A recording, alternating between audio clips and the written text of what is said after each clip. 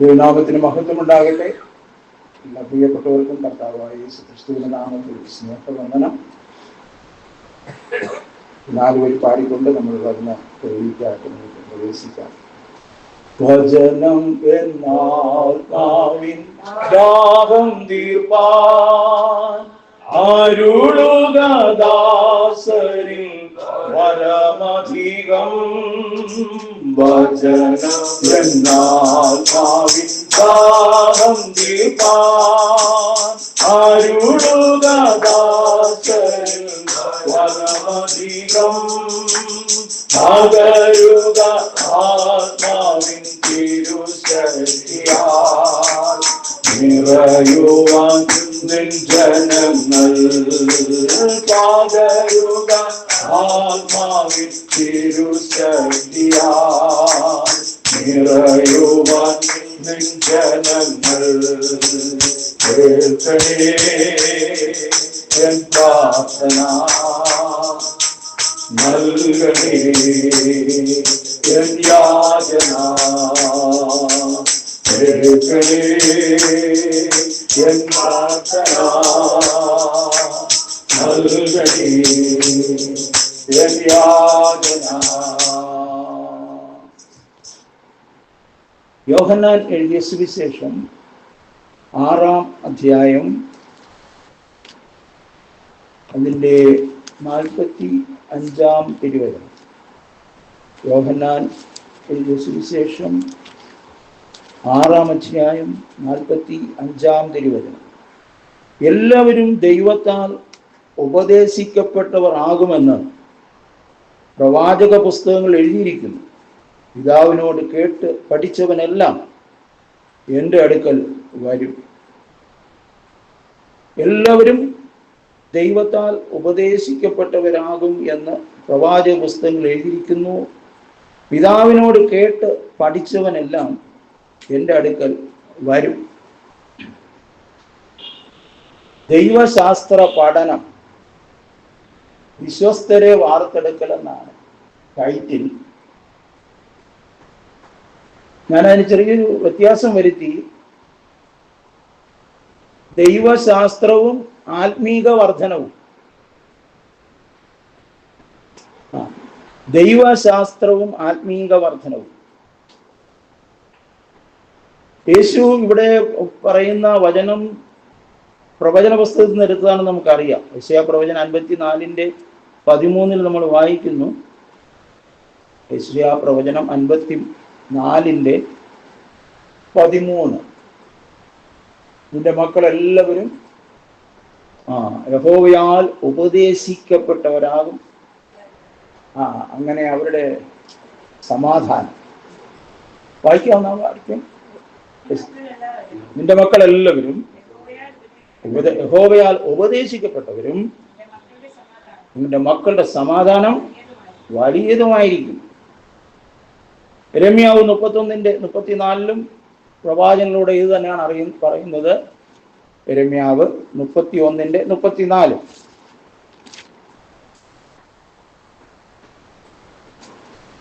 ഇനി അവരിൽ ആരും തന്റെ കൂട്ടുകാരനെയും തന്റെ സഹോദരനെയും യഹോവയെ അറിയുക എന്ന് ഉപദേശിക്കുകയില്ല. യഹോവയെ അറിയുക എന്ന് ഉപദേശിക്കുകയില്ല. അവർ ആബാലവൃത്തം എല്ലാവരും എന്നെ അറിയും. അവർ ആബാലവൃത്തം എല്ലാവരും എന്നെ അറിയും. ഞാൻ അവരുടെ അകൃത്യം മോചിക്കും. ഞാൻ അവരുടെ അകൃത്യം മോചിക്കും. അവരുടെ പാപം ഇനി ഓർക്കുകയുമില്ല എന്ന്. പാപം ഇനി ഓർക്കുകയുമില്ല. നമുക്കറിയാം, ദൈവശാസ്ത്ര പഠനം എന്ന് പറയുമ്പോൾ മറ്റെല്ലാ ശാസ്ത്രങ്ങളിൽ നിന്നും വ്യത്യസ്തമാണ്.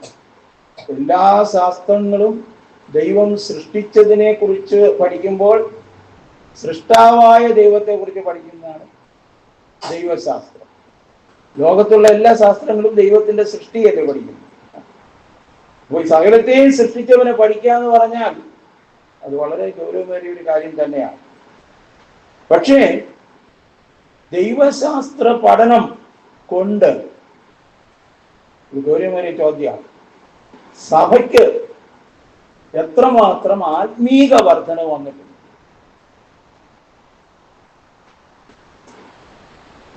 എത്രയോ വർഷങ്ങളായി, ഒരു 100 വർഷത്തിന് ശേഷമാണ് ഇത്രയും തിയോളജിക്കൽ സ്റ്റഡീസ് വന്നിട്ടുള്ളൂ. പക്ഷെ അതുകൊണ്ട് ദൈവസഭയ്ക്ക് എത്രമാത്രം ആത്മീക വളർച്ച ഉണ്ടായി. ദൈവശാസ്ത്രജ്ഞന്മാരുടെ എണ്ണം കൂടി.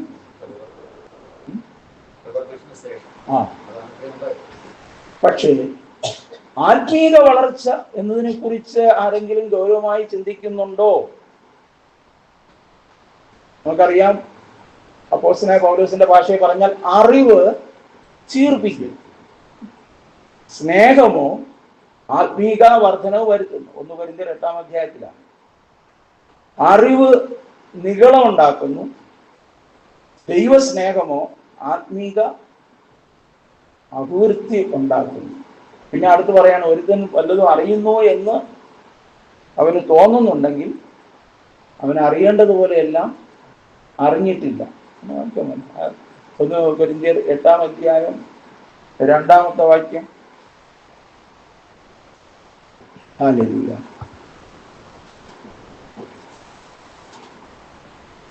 താൻ വല്ലതും അറിയുന്നു എന്ന് ഒരുത്തന് തോന്നുന്നു എങ്കിൽ അറിയേണ്ടതുപോലെ അവൻ ഇന്ന് വരെ ഒന്നും അറിഞ്ഞിട്ടില്ല.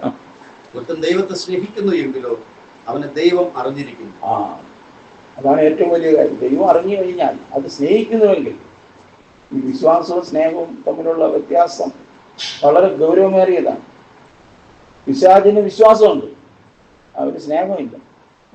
യേശുക്രിസ്തുവിന്റെ നാമത്തിൽ എന്ന് പറഞ്ഞാൽ പിശാച് അനുസരിക്കും, വിശ്വാസി അനുസരിക്കില്ല. അപ്പോൾ ദൈവം നമ്മൾ പ്രതീക്ഷിക്കുന്നത് സ്നേഹമാണ്. അപ്പോൾ സ്നേഹം ആത്മീയ വർധനവ് വരുത്തുന്നു. സ്നേഹിക്കുന്നവൻ എന്നെ തന്നെ വെളിപ്പെടുത്തി കൊടുക്കുന്നു. അപ്പോൾ സ്നേഹം ആശ്രയത്തിലേക്ക് വരും. വിശ്വസിക്കുന്നവരെല്ലാം ആശ്രയിക്കണമെന്നില്ല. അതാണ് പഴയ നിയമത്തിൽ കർത്താവ് പഠിപ്പിച്ചൊരു കാര്യമാണ്. ആശ്രയമാണ് അവിടെ കൂടുതൽ പറഞ്ഞിട്ടുള്ളത്. മനുഷ്യരിൽ ആശ്രയിക്കുന്നതിനേക്കാൾ യഹോവയിൽ ആശ്രയിക്കുന്ന നല്ലത്, പ്രഭുക്കന്മാരിൽ ആശ്രയിക്കുന്നതിനേക്കാൾ യഹോവയിൽ ആശ്രയിക്കുന്ന നല്ലത്. അപ്പൊ അത് വിശ്വാസത്തിന്റെ ഒരു അടുത്തൊരു പടിയാണ് ആശ്രയം. വിശ്വസിക്കുന്ന എല്ലാവരെയും ആശ്രയിക്കാറില്ല പലരും. പക്ഷെ ആശ്രയിക്കുന്നവരെല്ലാം വിശ്വസിക്കുകയും ചെയ്യുന്നു, സ്നേഹിക്കുകയും ചെയ്യുന്നു. അപ്പോൾ സ്നേഹിക്കുന്നവരാണ് നമ്മൾ ആശ്രയിക്കാറുള്ളത്, അവരെ നമ്മൾ വിശ്വസിക്കുകയും ചെയ്യും. വിശ്വസിക്കുന്നവരെ എല്ലാം നമ്മൾ സ്നേഹിക്കാറില്ല. അപ്പോൾ ഇതൊക്കെ ഒരു ചിന്തിക്കേണ്ട ചില മേഖലകളാണെന്നാണ് ഞാൻ മനസ്സിലാക്കിയിട്ടുള്ളത്. അപ്പോൾ ഇന്നത്തെ നമ്മുടെ ചിന്തയിൽ വളരെ ഗൗരവമായി ദൈവാത്മാവ് നമ്മെ ഒന്ന് ശോധന ചെയ്യാനായിട്ട് ആഗ്രഹിക്കുന്നത്, നമ്മുടെ ഇവിടെ ഇരിക്കുന്നവർ മിക്കവാറും എല്ലാം തിയോളജിക്കൽ ഡിഗ്രീസ് ഉള്ളവരുണ്ട്. അപ്പോൾ ദൈവശാസ്ത്ര പഠനമാണോ അതോ ദൈവത്തിൻ്റെ പുത്രനായ യേശുക്രിസ്തുവിൻ്റെ ഉപദേശമാണോ പഠിക്കേണ്ടതും അനുസരിക്കേണ്ടതും? നമ്മൾ 2 യോഹന്നാൻ 9-ാം വാക്യത്തിൽ നമ്മൾ ഇങ്ങനെ വായിക്കുന്നു. 2 യോഹന്നാൻ 9-ാം വാക്യം, ക്രിസ്തുവിന്റെ ഉപദേശത്തിൽ നിലനിൽക്കാതെ അതിർ കടന്നു പോകുന്ന ഒരുത്തനും ദൈവമില്ല. വല്ലാത്തൊരു പറച്ചിലല്ലേ. ക്രിസ്തുവിന്റെ ഉപദേശം. ഇന്ന് സഭകൾ തമ്മിൽ ഐക്യത വരാത്തതിന്റെ ഒരു പ്രധാനപ്പെട്ട കാര്യം തന്നെ ഓരോ സഭയ്ക്കും ഓരോ ഉപദേശമാണ്.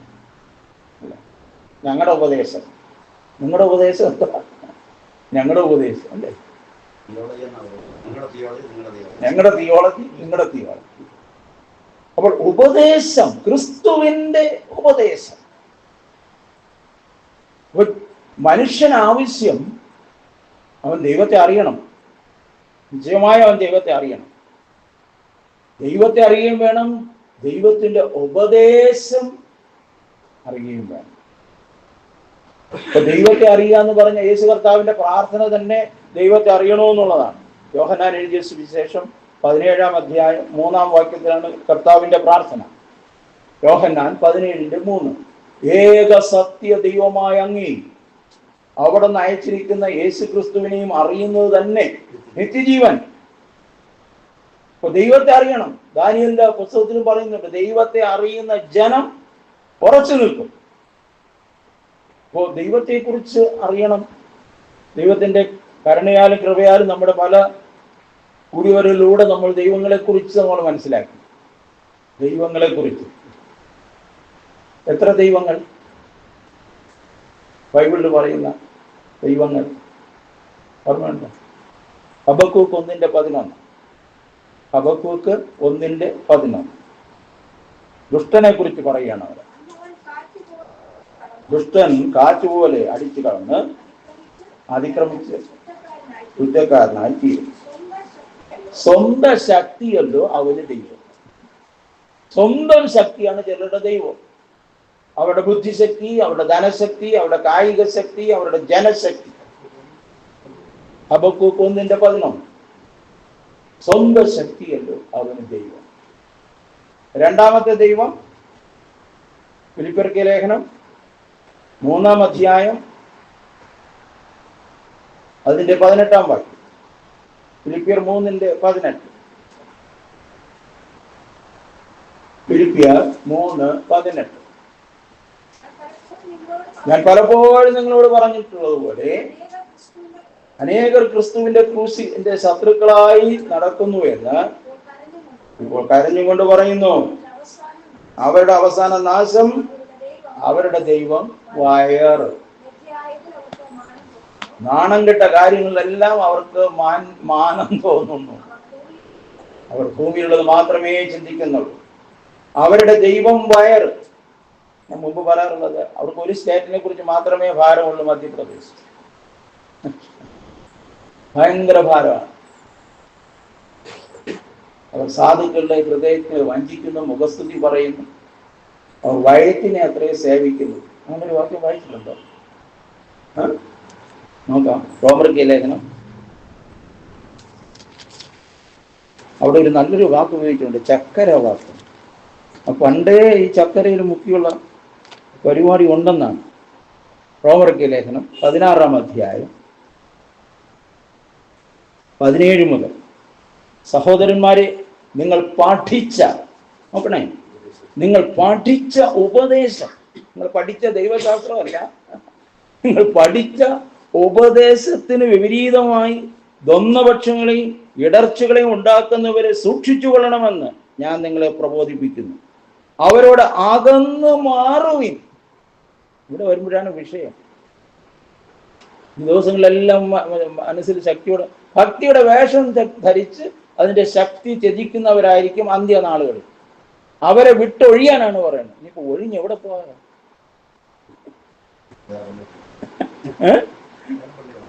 അവിടെ പോയാലും അവിടെയും വേഷമേ ഉള്ളൂ. അപ്പോൾ ഇവരുടെ അകന്നു മാറുവിൻ. അങ്ങനെയുള്ളവർ നമ്മുടെ കർത്താവായ ക്രിസ്തുവിനെ അല്ല, തങ്ങളുടെ വയറ്റിനെ അത്രയും സേവിക്കുകയും ചക്കരവാക്കും മുഖസ്തുതിയും പറഞ്ഞും കൊണ്ട് സാധുക്കളുടെ ഹൃദയങ്ങളെ വഞ്ചിച്ചു കളയുകയും ചെയ്യുന്നു. അപ്പൊ ഇത് ഇന്നലെ ഒന്നും തുടങ്ങിയ പരിപാടി അല്ല. വയർ ദൈവം. അതിനുവേണ്ടി ചക്കരവാക്കും മുഖസ്തുതിയും ഭിന്നത വരെ ഉണ്ടാക്കും. ദ്വന്ദ്വപക്ഷവും ഭിന്നതയും എല്ലാം ഉണ്ടാക്കുന്നത്. അടുത്ത് ദൈവം എന്ന് പറഞ്ഞിരിക്കുന്നത് 2 കൊരിന്ത്യർ 4:4. 2 കൊരിന്ത്യർ 4:4.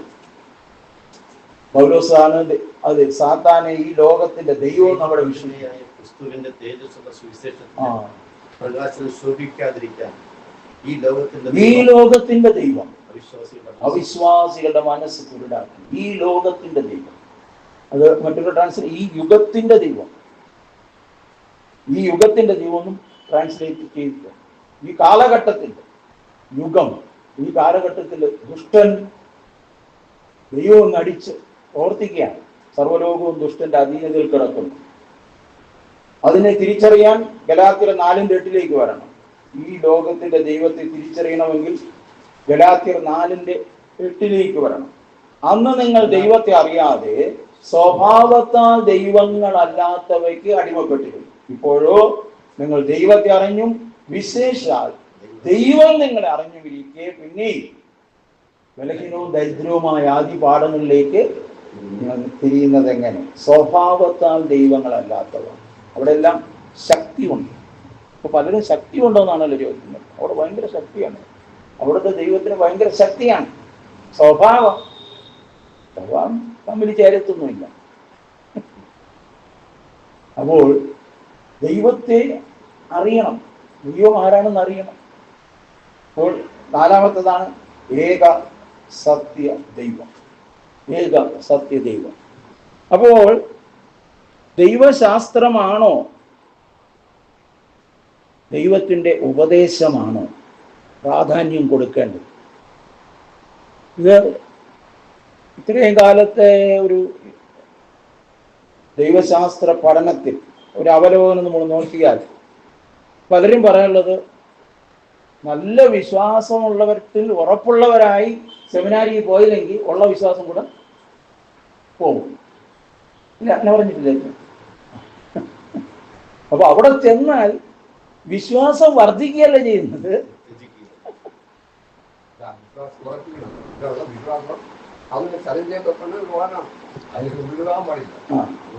അതുകൊണ്ടാണ് ഉറപ്പിക്കുന്നതിന് മുമ്പ് വിറപ്പിക്കണമെന്ന് പറയും. നമ്മൾ ഈ തൂണൊക്കെ നാട്ടുമ്പോഴേ ഒന്ന് ഇടിച്ച് ഒന്ന് കുലുക്കി. ഇപ്പോൾ ഞാനൊരു ക്ലാസ്സിന് അവിടെ പോയപ്പോൾ എൻ്റെ അടുത്ത് അവിടെ ക്ലാസ് എടുത്ത ഒരു അച്ഛൻ പറഞ്ഞത്, ഞാൻ യേശു ക്രിസ്തുവിൽ മാത്രമാണെന്ന് രക്ഷ എന്ന് ഞാൻ പറയില്ല. ഉടനെ ഒരാളെ എന്നിട്ട് ഉടനെ പ്രതികരിക്കും, പിന്നെ ഇങ്ങനെയുള്ളതിനല്ലേ ഇവിടെ നിന്ന് പഠിപ്പിച്ചിറക്കി വിടുന്നത്. പിന്നെ നമ്മുടെ സഭകളുടെ അവസ്ഥ പറഞ്ഞിട്ട് കാര്യമില്ലല്ലോ. അപ്പോൾ രക്ഷ ക്രിസ്തുവിൽ മാത്രമാണ്. പാപത്തിന്റെ ശിക്ഷയിൽ നിന്നുള്ള രക്ഷ ക്രിസ്തുവിൽ മാത്രമാണെന്ന് ഉറപ്പിച്ച് പറയാൻ പഠിപ്പിച്ചല്ല വിടുന്നത്. രക്ഷ എന്ന് പറഞ്ഞാൽ പോലും അറിഞ്ഞുകൂടെ, തറരക്ഷയുണ്ട്, ദേഹരക്ഷയുണ്ട്, ധനരക്ഷയുണ്ട്. ആത്മരക്ഷയെക്കുറിച്ച് ബൈബിളിൽ 2 രക്ഷയെക്കുറിച്ചാണ് പറഞ്ഞിരിക്കുന്നത് അല്ലേ? അതൊക്കെയാണ് ബൈബിൾ പറഞ്ഞിരിക്കുന്ന 2 രക്ഷ. യാക്കോബിന്റെ ലേഖനം, കാരണം സഭയ്ക്ക് കൊടുത്ത ആദ്യത്തെ ലെറ്ററാണല്ലോ അത്. യാക്കോബിന്റെ ലേഖനം 2-ാം അധ്യായം 15 മുതൽ, സഹോദരനോ സഹോദരിയോ നഗ്നനും അഹോവൃത്തിക്ക് വകയുമില്ലാതിരിക്കും, നിങ്ങളുടെ ഒരുത്തനവനോടെ സമാധാനത്തോടെ പോയി തീ കായുക, വിശപ്പെടുകയും ചെയ്യുന്നു എന്ന് പറയുന്നതല്ലാതെ അവന്റെ ദേഹരക്ഷയ്ക്ക് ആവശ്യമുള്ളത് കൊടുക്കാതിരുന്നാൽ എന്ത് ഉപകാരം? അപ്പൊ ദേഹരക്ഷയ്ക്കുള്ളത് കൊടുക്കണം. എന്നാൽ അത് ഒരുപാട് കാര്യങ്ങളുണ്ട്, ഒരുപാട് ചാരിറ്റി വർക്കുണ്ട്, നമ്മുടെ പാലിയേറ്റീവ് കെയർ അല്ലേ, എല്ലാം ദേഹരക്ഷയാണ്. വളരെ ഭാരപ്പെടുന്ന അവസ്ഥയിലായിരിക്കുന്നത്. എന്നാൽ തൊട്ടടുത്ത് മുകളിൽ പറയുന്നുണ്ട് 1:21, യാക്കോബ് 1:21, ആകയാൽ എല്ലാ അഴുക്കും ദുഷ്ടതയുടെ ആധിക്യവും വിട്ടകന്ന് നിങ്ങളുടെ ആത്മാക്കളെ രക്ഷിപ്പാൻ ശക്തിയുള്ളതും ഉൾനട്ടതുമായ വചനം സൗമ്യതയോടെ സ്വീകരിക്കും. ആത്മരക്ഷ, ദേഹരക്ഷ. ഇന്ന് പലപ്പോഴും ജനം കൂടി വരുമ്പോൾ ദേഹരക്ഷയ്ക്ക് വേണ്ടിയുള്ളതാണ് പ്രാർത്ഥനയെല്ലാം. ശരീരത്തിന്റെ ആവശ്യങ്ങൾ, ഈ ലോക ജീവിതത്തിലെ ആത്മാവിനെ കുറിച്ച് ചിന്തിക്കാൻ കഴിയുന്നില്ല. ആ മേഖല ബ്ലോക്കായി കിടക്കുകയാണ്. ദൈവശാസ്ത്ര പഠനം കൊണ്ട് ആർക്കാണ് പ്രയോജനം?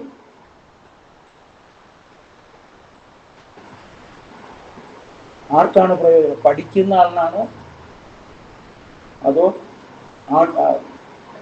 അവരുടെ ശുശ്രൂഷ ഏൽക്കുന്ന ജനത്തിനാണോ? സ്വല്പ കട്ടിയുള്ള ചോദ്യമാണ് അല്ലേ? ശമ്പളത്തിന്റെ സ്കെയില് കൂടണമെങ്കിൽ ഡോക്ടറേറ്റ് വരണം അല്ലേ? തിയോളജിയിൽ ഡോക്ടറേറ്റ് എടുത്താൽ ശമ്പള സ്കെയിൽ കൂടും. ആത്മീയ വർധന കൂടിയോ എന്ന് ചോദിച്ചാൽ അത് ഏത് വിഷയത്തിനാണ് ഡോക്ടറേറ്റ് എടുത്തതെന്ന് ചോദിക്കും. എങ്ങോട്ട് അധപ്പതിച്ചിരിക്കുന്നു എന്നുള്ളതാണ് കർത്താവിന്റെ വേദനയാണിത്. അപ്പോൾ ദൈവശാസ്ത്ര പഠനം, വിശ്വസ്തരെ വാർത്തെടുക്കൽ എന്ന് പറയുന്നത് ഇന്നും ഇന്നലെയും പറഞ്ഞു തുടങ്ങിയ വിഷയമല്ല. ആത്മനക്കില് 3 വർഷത്തിലൊരിക്കൽ മാറി മാറി വരുന്ന വിഷയമാണ്. അതിൽ നിന്ന് വാസ്തവമായി വിശ്വസ്തരെ വാർത്തെടുക്കാനായി കഴിഞ്ഞിട്ടുണ്ടോ? അതുമൂലം അവർ ആ ശുശ്രൂഷ അർപ്പിക്കുന്നിടത്ത് എത്രമാത്രം ആത്മീക വർധനവുണ്ടായിട്ടുണ്ട്. ഈ സമയത്ത് നമ്മൾ ചിലർ എന്നെ പറഞ്ഞ ചില കാര്യങ്ങൾ ഓർമ്മ വരികയാണ്. പണ്ടൊക്കെ നമ്മുടെ പള്ളികളിൽ സഞ്ചാര പ്രസംഗങ്ങൾ എന്ന് പറഞ്ഞ ആൾക്കാർ വരുവാൻ അല്ലേ? വലിയ വിദ്യാഭ്യാസമൊന്നും ഇല്ല, പക്ഷെ അവർക്ക് ജീവിത അനുഭവങ്ങളുണ്ട്. അപ്പോൾ അവർ പ്രസംഗിക്കുന്ന പ്രസംഗങ്ങളും അവരുടെ അനുഭവ സാക്ഷ്യങ്ങളും കേൾക്കുമ്പോൾ ജനത്തിന് ആ സത്യദൈവത്തിലുള്ള വിശ്വാസവും സത്യദൈവത്തോടുള്ള സ്നേഹവും വർദ്ധിക്കുമായിരുന്നു. അപ്പൊ അതില്ല. സത്യം തന്നെ.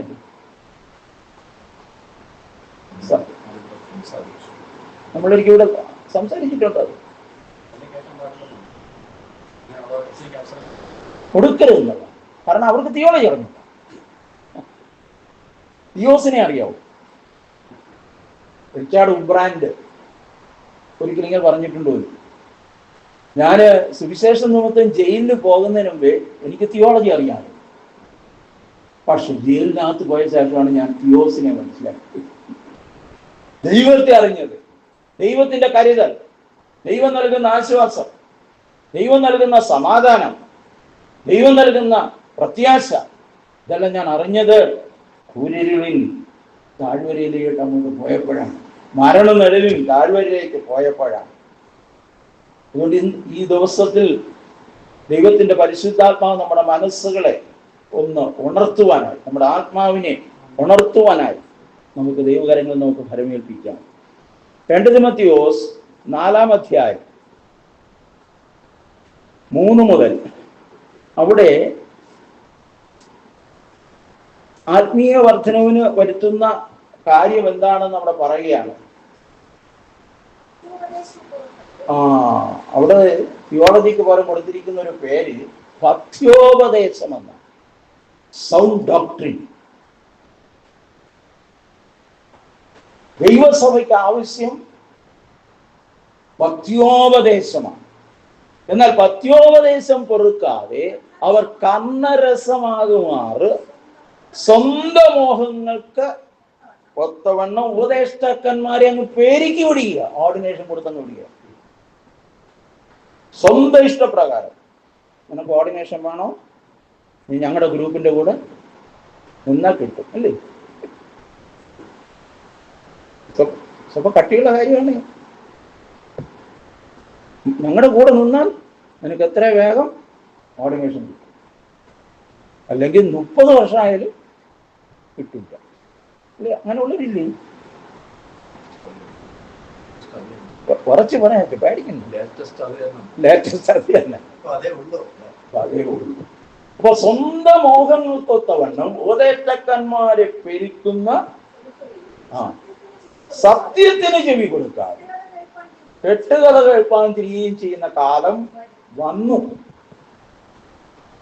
ദൈവം നമ്മെ അതിനല്ല വിളിച്ചത്. ഞാൻ ഒരുത്തനേ ഉള്ളൂ എന്ന് ആരും പറയരുത്. ഇത്രയും പേരുടെ ഞാൻ മാത്രം, അതെ, വ്യത്യസ്തനായിരിക്കുവാൻ തന്നെയാണ് കർത്താവ് നമ്മെ കുറിച്ച് ആഗ്രഹിക്കുന്നത്. വ്യത്യസ്തനായിരിക്കുവാൻ തന്നെയാണ് കർത്താവ് ആഗ്രഹിക്കുന്നത്. ഇപ്പൊ പഥ്യോപദേശം പൊറുക്കാതെ കർണരസമാകുമാണ് സ്വന്തം മോഹങ്ങൾക്കനുസരിച്ച് ഉപദേഷ്ടാക്കന്മാരെ പെരുക്കുന്നു, സത്യത്തിന് ചെവി കൊടുക്കുന്നില്ല. കഥ കേൾക്കാനാണ് പലർക്കും ഇഷ്ടം. അത് വളരെ ജാഗ്രതയോടുകൂടി കാണണം.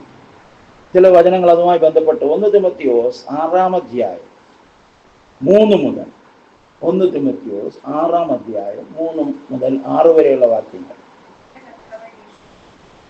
നമ്മുടെ കർത്താവായ യേശു ക്രിസ്തുവിന്റെ പഥ്യവചനം. പഥ്യം ഇന്ന് ആർക്കും പഥ്യം ഇഷ്ടമല്ല, എല്ലാവർക്കും ഇംഗ്ലീഷ് മെഡിസിനാണ് ഇഷ്ടം. അതിൽ പഥ്യം ഇല്ലല്ലോ. ഹോമിയോയിൽ പോയ പഥ്യമുണ്ട്, പക്ഷെ അതിനേക്കാളും കടുത്ത പഥ്യമാണ് ആയുർവേദം. ഇത് ലാസ്റ്റിലേ പോയി ഇതെല്ലാം കൂടെ ചികിത്സിച്ച് വഷളായ ശേഷമാണ് അവിടെ ചെല്ലുന്നത്. അപ്പോൾ കർത്താവായ യേശു ക്രിസ്തുവിന്റെ പഥ്യവചനവും ഭക്തിക്കൊത്ത ഉപദേശവും അനുസരിക്കാതെ അന്യതാ ഉപദേശിക്കുന്നവൻ ഒന്നും തിരിച്ചറിയാതെ തർക്കത്തിന്റെയും വാഗ്വാദത്തിന്റെയും ഭ്രാന്ത് പിടിച്ച് ചേർത്തിരിക്കുന്നു. ഇത് നമ്മൾ കാണുന്നില്ലേ? ഭ്രാന്താണ്. അല്ലേ? ഭ്രാന്ത് പിടിച്ചൊരവസ്ഥയാണ്.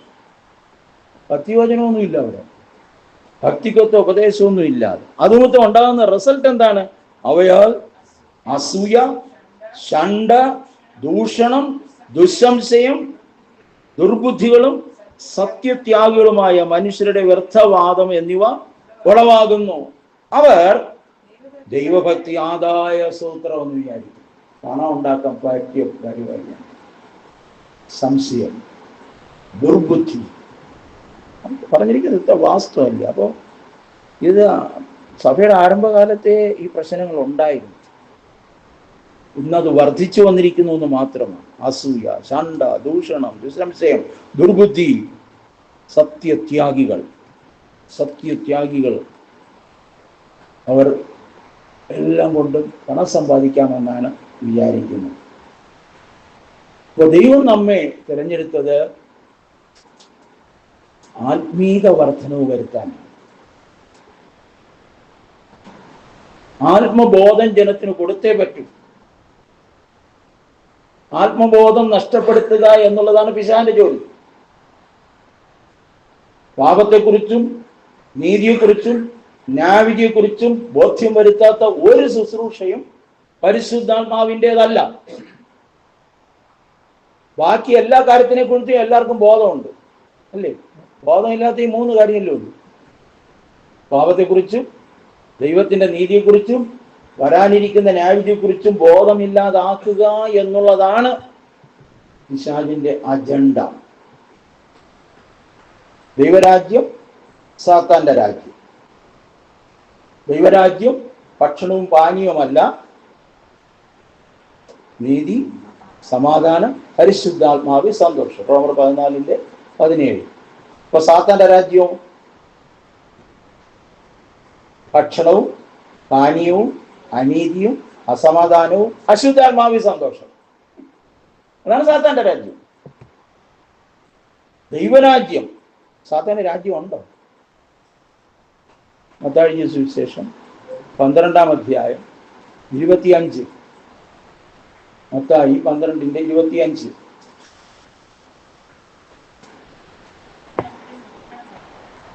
അവൻ അവരുടെ നിരൂപണം അറിഞ്ഞിട്ട് അവരോട് പറഞ്ഞത്, ഒരു രാജ്യം തന്നെ ചിന്തിരിച്ചുവെങ്കിൽ ശൂന്യമാകും, ഒരു പട്ടണമോ തന്നെ ചിന്തിരിച്ചുവെങ്കിൽ നിലനിൽക്കയില്ല.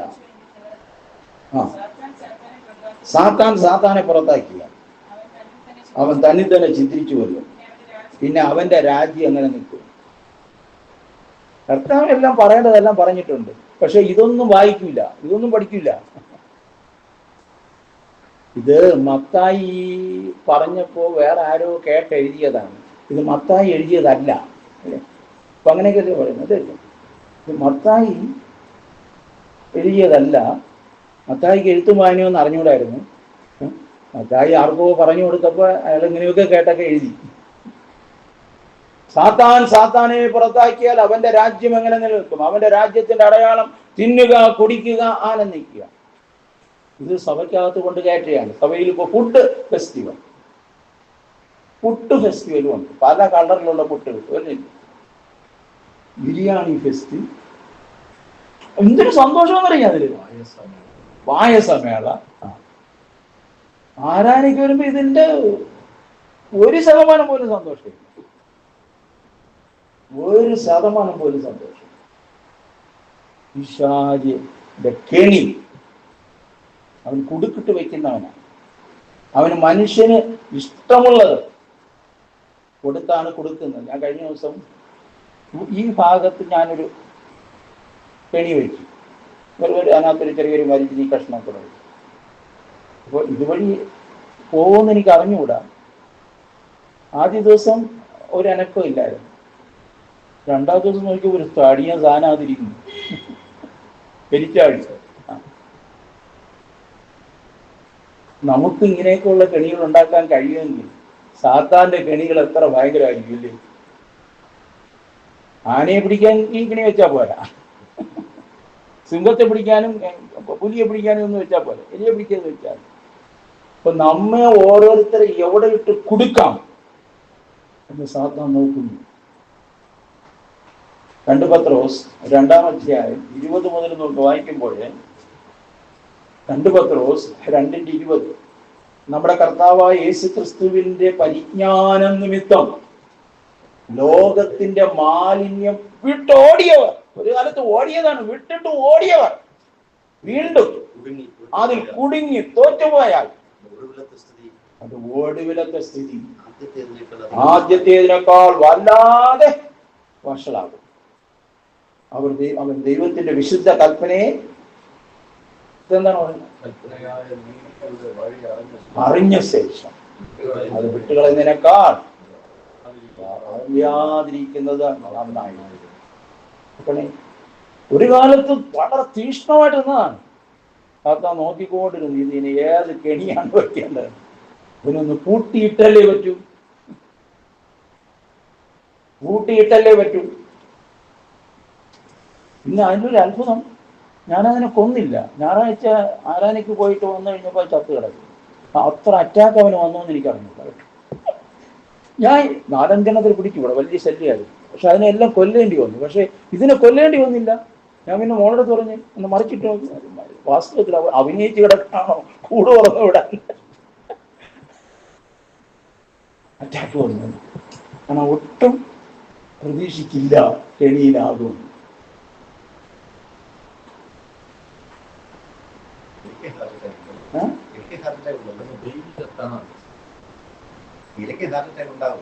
ഉണ്ടാവുമായിരിക്കും. ഇനി അത് പോസ്റ്റ്മോർട്ടം നടത്തേണ്ടതായിരുന്നു, പോസ്റ്റ്മോർട്ടം നടത്തേണ്ടതായിരുന്നു. ഇന്ന് അനേകർ പിശാചിന്റെ കെണിയിൽ വീണിരിക്കുകയാണെന്ന് പൗലോസ് പറയുന്നുണ്ടല്ലേ. തിമോഥെയോസിന് എഴുതുമ്പോൾ അവിടെ അപ്രകാരം ഒരു പ്രയോഗമുണ്ട്. നമ്മുടെ എത്രമാത്രം ജാഗ്രതയോടുകൂടെ നമ്മെ ഏൽപ്പിച്ചിരിക്കുന്ന ശുശ്രൂഷ ചെയ്യണം. 2 തിമോഥെയോസ് 2-ാം അധ്യായം. ഈ കെണിയിലാകപ്പെട്ടവർക്ക് തിയോളജി പറഞ്ഞിട്ടൊന്നും കാര്യമില്ല. 25 മുതൽ 2 തിമോഥെയോസ് 2:25 മുതൽ വിരോധികൾക്ക് ദൈവം സത്യത്തിന്റെ പരിജ്ഞാനത്തിനായി മാനസാന്തരം നൽകുമോ എന്നും പിശാചിനാൽ പിടിപ്പെട്ട് കുടുങ്ങിയവരാകയാൽ അവർ സുബോധം പ്രാപിച്ച് അവന്റെ കെണിയിൽ നിന്ന് ഒഴിഞ്ഞ് ദൈവേഷ്ടം ചെയ്യുമോ എന്നും വെച്ച് അവരെ സൗമ്യതയോടുകൂടെ പഠിപ്പിക്കേണ്ടതാകും. ഭയങ്കര സൗമ്യത വേണം അവന്, ക്ഷമ വേണം. സൗമ്യതയോടെ അവന് തിരിച്ചു കൊണ്ടുവരണം. ഇവരെ കിട്ടാൻ വലിയ പാടാണ്. കാരണം രണ്ടാണ്, കുടുങ്ങിക്കളയും, കുടുക്കും, കെണിയും, ട്രാപ്പ്, സ്നെയർ, ഈ വാക്കുകളാണ് ഇംഗ്ലീഷ് ഉപയോഗിക്കുന്നത്. ട്രാപ്പിൽ വീണു പെട്ടുപോയി എന്ന് പറയുന്നു. അപ്പൊ അതിന് കൈമെടുക്കും. അല്ലാതെ നമ്മളിവിടെ പലരെയും ഇതുപോലെ തലയിൽ കൈവച്ചൊക്കെ പ്രാർത്ഥിച്ച് ശാസിച്ചൊക്കെ വിട്ടെങ്കിലും, സാക്ഷ്യം പറഞ്ഞെങ്കിലും പോയി. കാരണം പിശാച് ഒരു വ്യക്തിയെ പിടിച്ചെടുക്കാൻ അവൻ അങ്ങേറ്റം ശ്രമിക്കും. കാരണം അവന്റെ രാജ്യത്തിൽ നിന്ന് ഒരുത്തനെ മാറ്റിയാൽ പിടിച്ച് അവന്റെ രാജ്യത്തിൽ കൊണ്ടുപോകാൻ അവൻ അങ്ങേറ്റം ശ്രമിച്ചുകൊണ്ട് തന്നെ ഇരിക്കും. അതാണ് ക്രിസ്തുവിന്റെ പരിജ്ഞാനത്തിൽ ലോകത്തിന്റെ മാലിന്യം വിട്ടോടിയവർ ഇപ്പൊ കൊണ്ടോടുകയാണ്. ഞാനിങ്ങനെ പാടാറുണ്ട്, വന്നിടുവിൻ യേശുപാദം ചേർന്നിടുവിൻ പാപത്തെ കൊണ്ടോടിടുവിൻ. ഇപ്പൊ അതാണ് നടക്കുന്നത്. പാപത്തെ നിങ്ങൾ വിടണ്ട. എന്നിട്ട് പാടും, ഇത്രത്തോളം ജയം തന്ന ദൈവത്തിന് സ്തോത്രം. കാരണം വിടേണ്ടൊന്നും വിട്ടില്ലെങ്കിലും വണ്ടി ഓടുന്നുണ്ടല്ലോ. ഇന്നത്തെ ഇത് വളരെ ഗൗരവമായി ദൈവത്തിന്റെ പരിശുദ്ധാത്മാവ് നമ്മൾ മനസ്സിലാക്കണമെന്ന്, ഈ വിഷയം മനസ്സിലാക്കണമെന്ന് ആഗ്രഹിക്കുകയാണ്. 1 കൊരിന്ത്യർ 14:12. 1 കൊരിന്ത്യർ 14:12.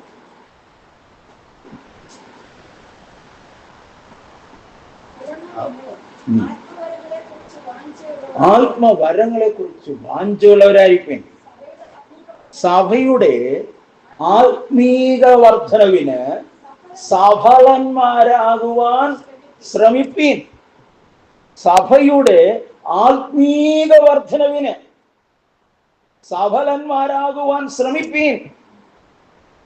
സഭ എന്ന് പറയുന്നത് ഒരു ക്ലബല്ല, സഭ എന്ന് പറയുന്ന ഒരു സൊസൈറ്റി അല്ല, സഭ എന്ന് പറയുന്നത് ഒരു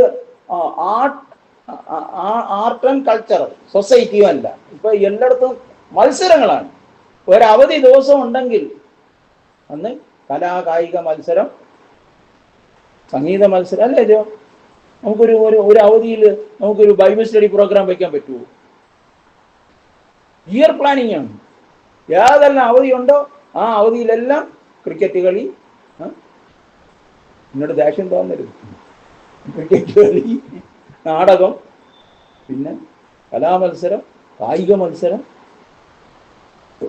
ഞായറാഴ്ച ഒരു 1.5 മണിക്കൂർ കൊണ്ടുള്ള സൺഡേ മോർണിംഗ് ബ്രേക്ക്ഫാസ്റ്റിൽ 6 ദിവസം ജീവിക്കണം.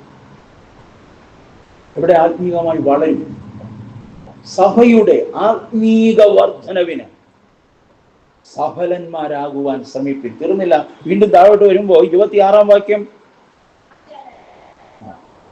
സഹോദരന്മാരെ, നിങ്ങൾ കൂടി വരുമ്പോൾ ഓരോരുത്തരും സങ്കീർത്തനമുണ്ട്, ഉപദേശമുണ്ട്, വെളിപ്പാടുണ്ട്, അന്യഭാഷയുണ്ട്, വ്യാഖ്യാനമുണ്ട്, സകലവും ആത്മീക വർധനവിനാണ്. സകലവും ആത്മീകമായ വളർച്ചയ്ക്കായി തീരണം. നമ്മുടെ കൂടിവരവുകൾ ഒന്ന് ശോധന ചെയ്യണം. ഞായറാഴ്ച മാത്രമേ കിട്ടുന്നുള്ളൂ. ആ കൂടിവരവിൽ ആത്മീകമായ വളർച്ച എത്രമാത്രം ഉണ്ടാകുന്നു ഗൗരവമായി ചിന്തിക്കേണ്ട കാര്യമാണ്.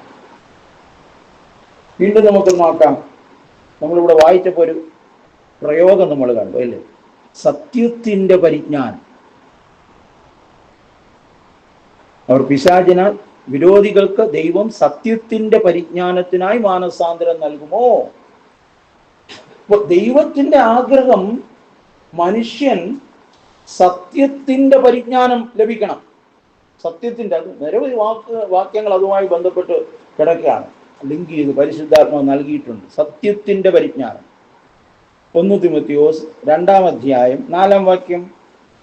1 തിമോത്തിയോസ് 2-ാം അധ്യായം 4-ാം വാക്യം. സകല മനുഷ്യരെ രക്ഷ പ്രാപിക്കാനും സത്യത്തിന്റെ പരിജ്ഞാനത്തിലെത്തുവാനും യോജിക്കുക. ദൈവത്തിന്റെ സത്യത്തിന്റെ പരിജ്ഞാനത്തിലെത്തണം. സത്യം ഒന്നേ ഉള്ളൂ. യേശു കർത്താവ് വന്നു, കൃപയും സത്യവും നിറഞ്ഞവനായി നമ്മുടെ ഇടയിൽ പാർത്തു. ന്യായപ്രമാണം മോശ മുഖാന്തരം വന്നു, കൃപയും സത്യവും യേശു ക്രിസ്തു മുഖാന്തരം വന്നു. ഇതിൽ സത്യം അങ്ങ് വിട്ടു, ഇപ്പൊ എല്ലാം കൃപ, എല്ലാം കൃപ. കർത്താവേ, അവിടുന്ന് വെളിപ്പെടുത്തുന്ന സത്യത്തിനായി സ്തോത്രം. ആ സത്യം അനുസരിക്കുവാൻ അങ്ങ് ഞങ്ങൾക്ക് തരുന്ന കൃപയ്ക്കായി സ്തോത്രം. ചിന്തിപ്പിക്കുമ്പോൾ വളരെ അസ്വസ്ഥരാകും. നമുക്കറിയാവുന്നുള്ളൊരു പാട്ടാണല്ലോ, സത്യമാം തിരുവചനം ശുദ്ധി വരുത്തിയിടും നിന്നെ, ശുദ്ധിയിൻ വഴി അതിൽ നടത്തും വചനം. നിത്യം നിന്റെ പാദങ്ങൾക്കു സത്യവെളിച്ചം തന്നിട്ട് ശുദ്ധതയിൽ ശുദ്ധ സ്ഥലത്ത് എത്തുവോളം തുണച്ചിടും. ഓടിവാ കൃപയാ നദിയരികിൽ നിന്റെ മലിനത നീക്കാൻ ഭാവി. ഓടിവാ കൃപയാ നദിയരികിൽ. പരിശുദ്ധാത്മാവു നിന്റെ മരണാവസ്ഥയെ കണ്ടു കരളലിഞ്ഞ രീതിയിൽ വന്നെടുത്തു നിന്നെ.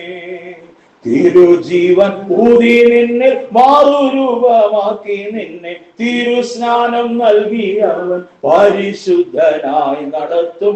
ഓടിവാ കൃപയാ നദിയരികിൽ. ഇപ്പൊ സത്യത്തിന് മാറ്റമില്ല.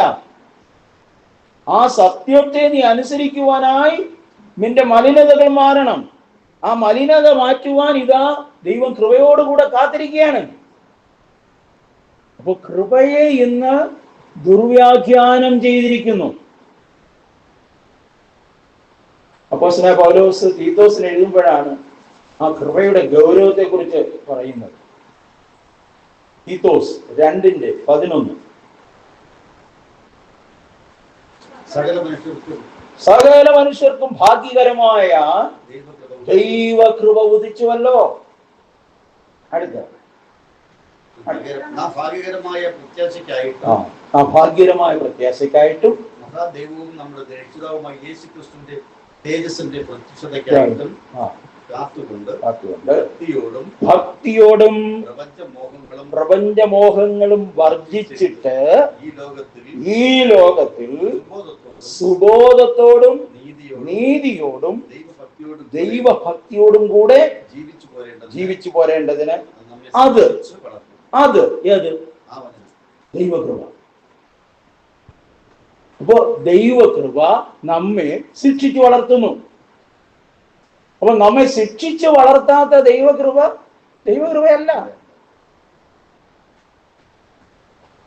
മക്കളെങ്കിൽ ശാസനകൾ സ്നേഹത്തിൻ പ്രകാശനങ്ങൾ തിരുക്കരങ്ങൾ തരുന്ന നല്ല ശിക്ഷയിൽ ഞാൻ പതറുകില്ല. മക്കളെങ്കിൽ ശാസനകൾ സ്നേഹത്തിൻ പ്രകാശനങ്ങൾ. അപ്പൊ ഇന്ന് സകല മനുഷ്യർക്കും രക്ഷാകരമായ ദൈവകൃപ എന്താണെന്ന് തിയോളജി കൊണ്ട് മനസ്സിലാക്കിയോ? ഇന്ന് ദൈവകൃപയെ ദുർവ്യാഖ്യാനം ചെയ്യുന്നില്ലേ? എങ്ങനെ ജീവിച്ചാലും കൃപ കൃപ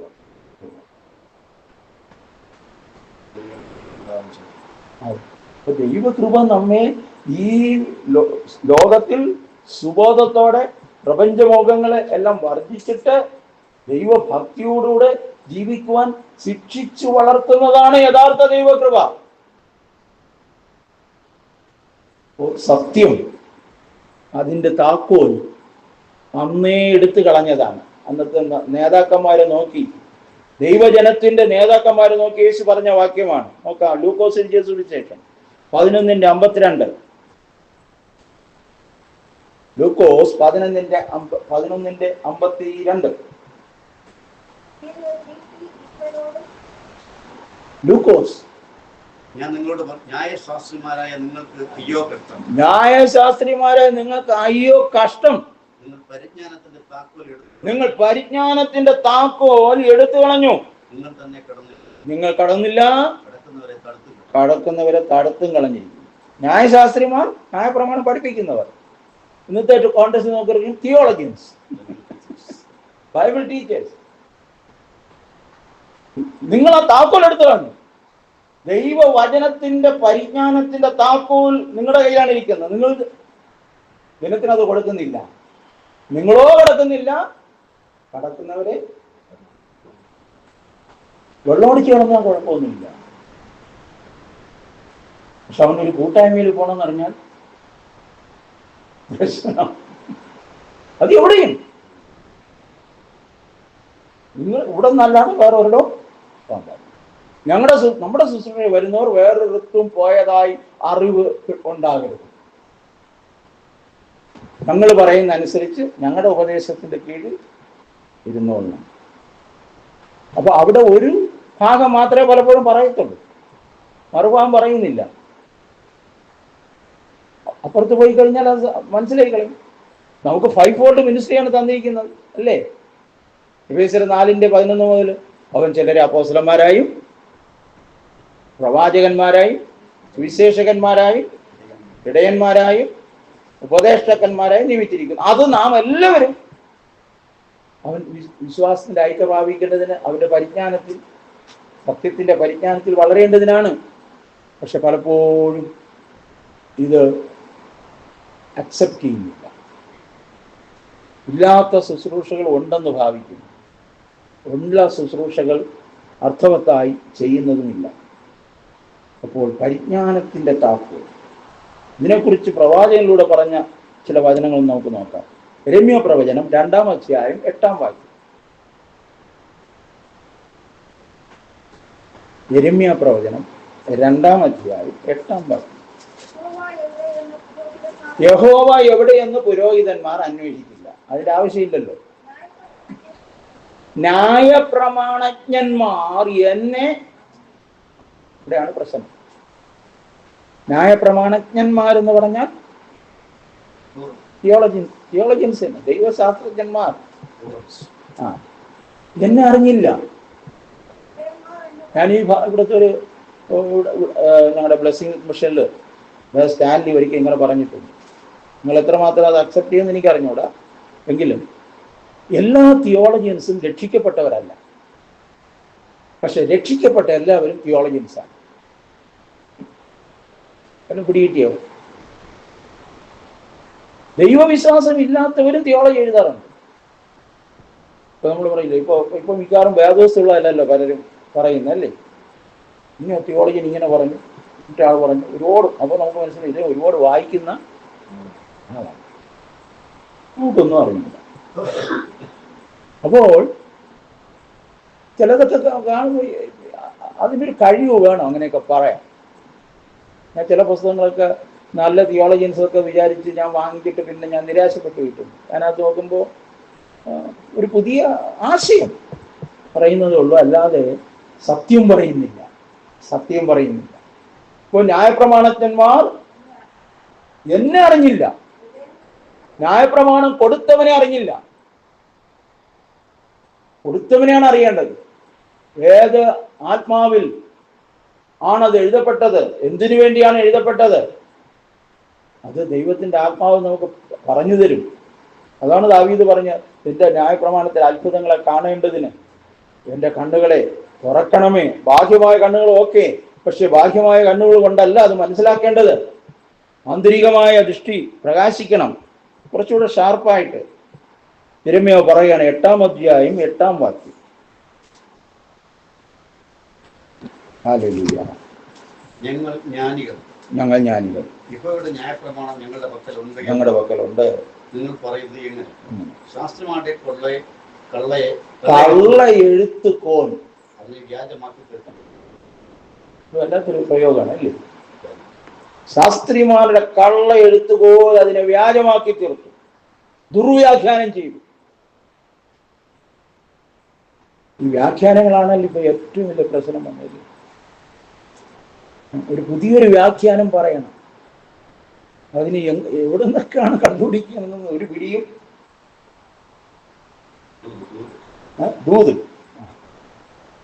ദൂതാണ് ഒരു, എനിക്ക് വേദോസിൽ ഏറ്റവും വലിയ ദൂത് ഏതെന്നറിയാമോ? 1 യോഹന്നാൻ 1-ാം അധ്യായം 5-ാം വാക്യം. എന്നെ അങ്ങനെയാണ് പഠിപ്പിച്ചിട്ടുള്ളത് കേട്ടോ. 1:5 ദൈവം വെളിച്ചമാകുന്നു, അവനിൽ ഇരുട്ട് ഒട്ടും ഇല്ല എന്നുള്ളത് ഞങ്ങൾ അവനോട് കേട്ട് നിങ്ങളോട് അറിയിക്കുന്ന ദൂതാണ്. ഇതാണ് ഏറ്റവും വലിയ ദൂത്. ദൈവം ആരാണെന്ന് അറിയണം. ദൈവം വെളിച്ചമാണ്, അവനിൽ ഇരുട്ട് ഒട്ടുമില്ല. അത് ഞങ്ങൾ അവനോട് കേട്ട് നിങ്ങളോട് അറിയിക്കുന്ന ദൂതാണ്. അപ്പൊ എന്താണ് വെളിച്ചം? വെളിച്ചം എഫേസ്യർ 5:10 സകല സൽഗുണവും നീതിയും സത്യവുമല്ലോ വെളിച്ചത്തിന്റെ ഫലം. അപ്പൊ ദൈവം സൽഗുണ സമ്പൂർണനാണ്, ദൈവം നീതിമാനാണ്, ദൈവം സത്യവാനാണ്. അതാണ് വെളിച്ചം. ഏത് മനുഷ്യനെയും പ്രകാശിപ്പിക്കുന്ന സത്യ വെളിച്ചം. സ്വഭാവത്തെ മാറ്റി മറിക്കുന്ന ജീവന്റെ വെളിച്ചം. എന്നെ അനുഗമിക്കുന്നവൻ ഇരുളിൽ നടക്കാതെ ജീവന്റെ വെളിച്ചമുള്ളവനായി തീരും. അപ്പൊ ശാസ്ത്രിമാരുടെ കള്ളെഴുത്തുപോൽ അതിനെ ഡ്യൂപ്ലിക്കേറ്റ് ആക്കി, ഇംഗ്ലീഷിലായിരിക്കും അത് കുറച്ചുകൂടെ നല്ലത്, വ്യാജമാക്കി എന്ന് പറഞ്ഞതിനേക്കാളും ഡ്യൂപ്ലിക്കേറ്റ് ആക്കി. ഒറിജിനലും ഡ്യൂപ്ലിക്കേറ്റും തമ്മിൽ അല്പം മാത്രമല്ലേ വ്യത്യാസമുള്ളത്.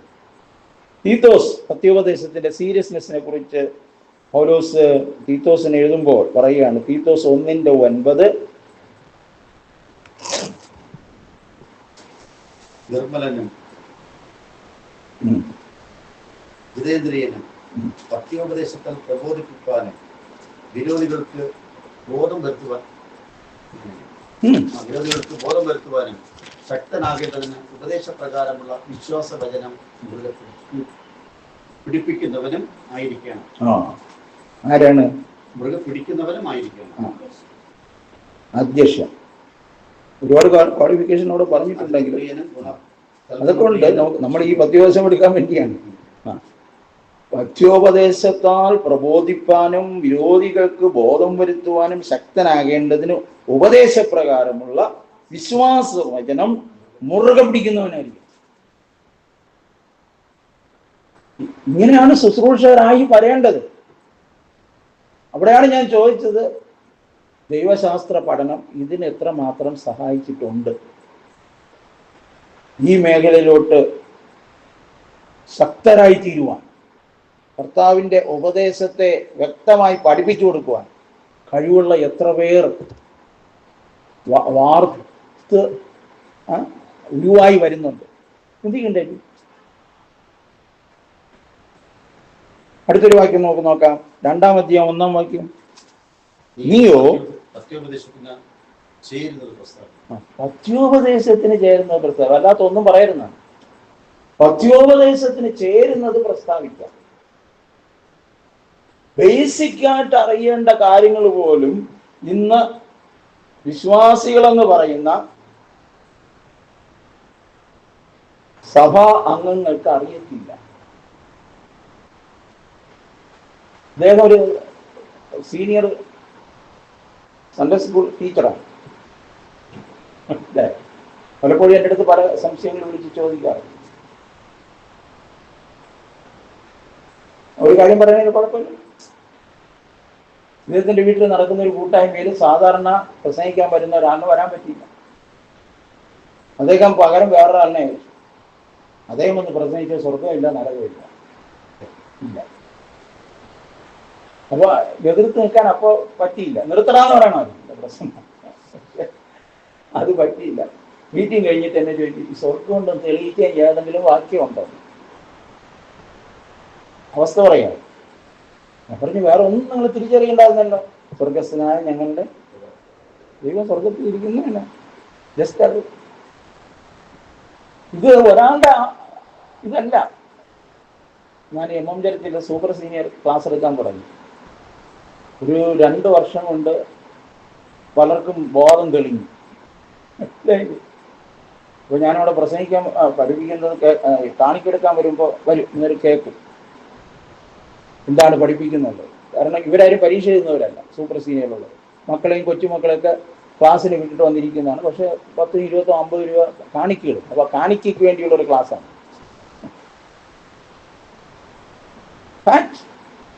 ഇവർ സത്യം മനസ്സിലാക്കാൻ തുടങ്ങിക്കഴിഞ്ഞപ്പോൾ പിശാച് പ്രവർത്തിക്കും. ജനുവരിയിൽ ഞാൻ ചെല്ലുമ്പോഴും ഞാൻ പഠിപ്പിക്കുന്ന ക്ലാസ്സിൽ വേറൊരാൾ അധ്യാപനമായിട്ടിരിക്കുക. എല്ലാവരും അങ്ങ് അസ്വസ്ഥരായി. അപ്പോൾ പലരും അത് ഒരു ദിവസത്തേക്കാണെന്നാണ് വിചാരിച്ചത്. അപ്പോൾ ഞാൻ ചോദിച്ചു, എന്ത് പറ്റും? അല്ല, സാറിന് ഭയങ്കര തിരക്കാണെന്ന് അറിഞ്ഞുകൊണ്ട് എന്നെ നിയമിച്ചതാണ്. സാറിന് ഞായറാഴ്ചയൊക്കെ വരാൻ ബുദ്ധിമുട്ടല്ലേ?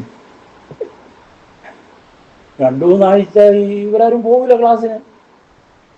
ഞാൻ സാറല്ല എന്നുള്ളതുകൊണ്ട് ഞാൻ പറഞ്ഞു, ധൈര്യമായിട്ട് നിങ്ങൾ പോകണം, അതവിടെ നടക്കട്ടെ. എന്നുവെച്ചാൽ സുവിശേഷ സത്യങ്ങൾ, കാരണം ഞാൻ പഠിപ്പിച്ച അന്ന് വെളിപ്പാട് പുസ്തകം ആയിരുന്നു അന്നത്തെ ടെക്സ്റ്റ് ബുക്ക്. അപ്പോൾ അവരൊന്ന് അവിടെ കണ്ണ് തുറക്കുകയായിരുന്നു, അവർ സന്തോഷിക്കുകയായിരുന്നു. അല്ലേ? പക്ഷെ പിശാചിനത് ഇഷ്ടപ്പെട്ടില്ല. അവൻ മനുഷ്യരെ കുരുക്കാണ്. അപ്പോൾ അടിസ്ഥാനപരമായി അറിഞ്ഞിരിക്കേണ്ട കാര്യങ്ങൾ പോലും ഇന്ന് നമ്മുടെ സഭകളിൽ പ്രസംഗിക്കപ്പെടുന്നില്ല, അല്ലെങ്കിൽ ഉപദേശിക്കുന്നില്ല എന്നുള്ളതൊരു നഗ്ന യാഥാർത്ഥ്യമാണ്. ഞാൻ അടിസ്ഥാന ഉപദേശത്തിൽ നിന്ന് ഒരു ഭാഗമാണ് എടുത്തിരിക്കുന്നത്. വേറെയും ഒരുപാട് ഭാഗങ്ങളുണ്ടെങ്കിലും എബ്രായർക്കെതിരെ ലേഖനം 6-ാം അധ്യായത്തിലേക്ക് വരുമ്പോൾ അതിൻ്റെ 1 മുതലുള്ള ചില വാക്യങ്ങൾ, അവിടെ പറഞ്ഞിരിക്കുന്ന കാര്യങ്ങളെക്കുറിച്ച് പോലും വ്യക്തമായ ഒരു ദൈവവചനാടിസ്ഥാനത്തിലുള്ള ഒരു വെളിപ്പാട് അല്ലെങ്കിൽ ഒരു നിലപാട് നമ്മുടെ പള്ളിയിൽ വരുന്നവർക്കില്ല എന്നൊരു വേദനാജനകമായ സത്യമാണ്. എന്താണ് എബ്രായർക്ക് ലേഖനം 6-ാം അധ്യായം തുടങ്ങുന്നത്? അതുകൊണ്ട്. അവിടെ അതുകൊണ്ടെന്ന് പറയുമ്പോൾ ഈ വന്നിരിക്കുന്നവരുടെ നിലവാരത്തെക്കുറിച്ച് തൊട്ട് മുമ്പേ പറയുന്നുണ്ട്. എബ്രായർക്ക് ലേഖനം 5-ാം അധ്യായത്തിൽ അവിടെ പറയുകയാണ് 11 മുതൽ, എബ്രായർ 5:11 മുതൽ, ഇതിനെക്കുറിച്ച് ഞങ്ങൾക്ക് വളരെ പറവാനുണ്ട്, എങ്കിലും നിങ്ങൾ കേൾപ്പാൻ മാന്യമുള്ളവരായി തീർന്നിരുന്നതുകൊണ്ട് എളിയിച്ചേരാൻ വലിയ പാടാണ്. കാലം നോക്കിയാൽ നിങ്ങളിപ്പോൾ ഉപദേഷ്ടാക്കന്മാരായിരിക്കണം. പക്ഷേ ആദ്യ പാഠങ്ങളെ തന്നെ വീണ്ടും ഉപദേശിച്ചേരേണ്ടി വരുന്നു. കട്ടിയായുള്ള ആഹാരമല്ല, പാലത്രേ നിങ്ങൾ കുടിക്കുന്നു. പാൽ കുടിക്കുന്നവനെല്ലാം നീതിയുടെ വചനത്തിൽ പരിചയമില്ലാത്തവനത്രേ, അവൻ ശിശുവാണ്. കട്ടിയാഹാരം നന്മ തിന്മകളെ തിരിച്ചറിയുവാൻ തഴക്കത്താൽ അഭ്യസിച്ച ഇന്ദ്രിയങ്ങൾ, അവിടെ പറയുന്ന ആത്മീയ ഇന്ദ്രിയങ്ങളാണ്, സ്പിരിച്വൽ സെൻസ് ഓർഗൻസ് ഉള്ളവർക്കായി പ്രായം തെറിഞ്ഞൊക്കെ പറ്റുള്ളൂ. അതുകൊണ്ട് നിർജീവ പ്രവൃത്തികളെ കുറിച്ചുള്ള മാനസാന്തരം, ഒന്നാമത്തെ കാര്യം അതാണ്. മാനസാന്തരം വളരെ ഇമ്പോർട്ടൻ്റ് ആണ്. ഇന്ന് വിശ്വാസത്തെ കുറിച്ചാണ് കൂടുതൽ പ്രസംഗം. നിർജീവ പ്രവൃത്തികളെ കുറിച്ചുള്ള മാനസാന്തരം, ജഡത്തിന്റെ പ്രവൃത്തികളിൽ നിന്നുള്ള മാനസാന്തരം, മാനസാന്തരപ്പെട്ട് സുവിശേഷത്തിൽ വിശ്വസിക്കും. 400 വർഷം ദൈവശബ്ദം കേൾക്കാനില്ല, സൈലന്റ് ഇയേഴ്സ് ആണ്. പക്ഷെ ദൈവം മരുഭൂമിയിലെ ശബ്ദമായി സ്നാപകയോഹന്നാനെ അയക്കുമ്പോൾ ദൈവത്തിന് പറയാനൊന്നേ ഉള്ളൂ, മാനസാന്തരത്തിന് യോഗ്യമായ അലങ്കായ്പ. മാനസാന്തരപ്പെട്ട് ദൈവരാജ്യത്തിന്റെ സുവിശേഷത്തിൽ വിശ്വസിക്കും. യേശുക്രിസ്തു പറഞ്ഞു കാലം തികഞ്ഞു, ദൈവരാജ്യം സമീപിച്ചിരിക്കുന്നു, മാനസാന്തരപ്പെട്ട് സുവിശേഷത്തിൽ വിശ്വസിപ്പീൻ. എന്താണ് മാനസാന്തരം എന്ന് സഭകൾ പഠിപ്പിക്കുന്നുണ്ടോ? നമ്മുടെ ഒന്ന് ജസ്റ്റ് തിരിഞ്ഞു നോക്കാം. ഈ 6 മാസത്തിനുള്ളിൽ അതൊക്കെ പോട്ടെ, മാനസാന്തരത്തിന്റെ ഒരു പ്രസംഗം ഉണ്ടായിട്ടുണ്ടോ?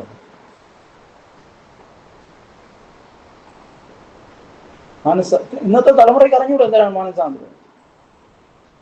ഇപ്പൊ ഫറവോന്റെ മാനസാന്തരം എല്ലാവർക്കും ഉണ്ട്. ഓരോ ബാധ കാണുമ്പോൾ ഓരോ മാനസാന്തരം.